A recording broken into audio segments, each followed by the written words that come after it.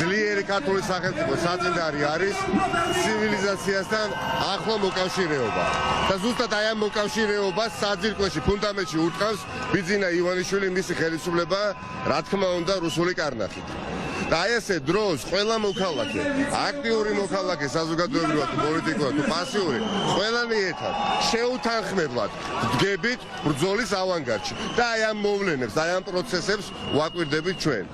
და ვადენებთ თვალყურს. და ეს გაგრძელდება მანამ, სანამ საფრთხე არ იქნება განეიტრალებული. და ეს საფრთხე, რა თქმა უნდა, რეალურია ჯერ.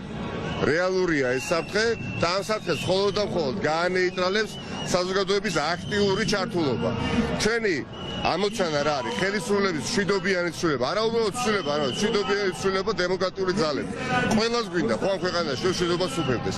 ამიტომ როგორც არასოდეს ხალხის ჩართულობას რაოდენობრივად აქვს ძალიან დიდი მნიშვნელობა, რომ დაინახოს რუსმაც, დაინახოს ივანიშვილმაც, რომ ამ ხალხს შენ ვერ გადაული.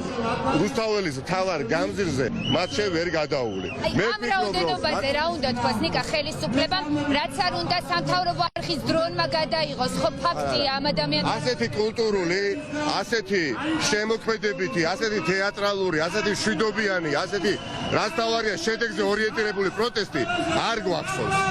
შეუთანხმებლად ყველა აპროტესტებს რუსულ კანონს, იქნება ეს ქუჩა, ბარი, სკვერი, სალექციო დარბაზი, თეატრის სცენა, ყველგან.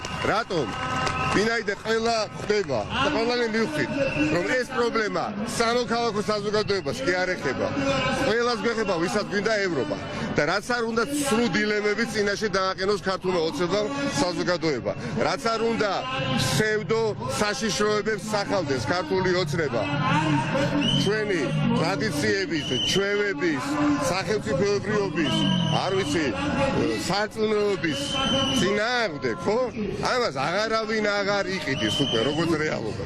ისინი სახავენ აი ამ სულ დილემებს, სახავენ ამ სულ საშიშროებებს, თვითონ ევროკავშირი არის ჩვენი კულტურული მონაგარი, ჩვენი საზოგადოებრივი ცხოვრებისთვის, ჩვენი თვითმყოფადობისთვის საშიში, რასაც ადასტურებენ რიტორიკულად, ხო დღეს რა თქვა კალაძე მერამდეჯერ, რომ საბჭოთა კავშირს აგონებს მას ევროკავშირი.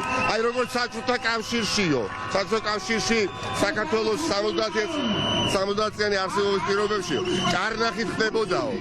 ჩვენი საქმიანობაო, იგივე ხდება დღესაც. ამაზე მეტი რა უნდა თქვას, რა უნდა გააკეთოს. ამიტომ ერთმუშტად შეკრული საზოგადოება არის ყველაზე ძლიერი ერთობა. და ეს ასე იქნება, მაგრამ ეს რა თქმა უნდა არ ნიშნავს იმას, რომ ხვალდაზე პოლიტიკური პარტიები უნდა გავერთიარდეს. ეს არის უკვე მესამე ხარისხოვანი. აი აქ არის განსხვავებული ხალხი.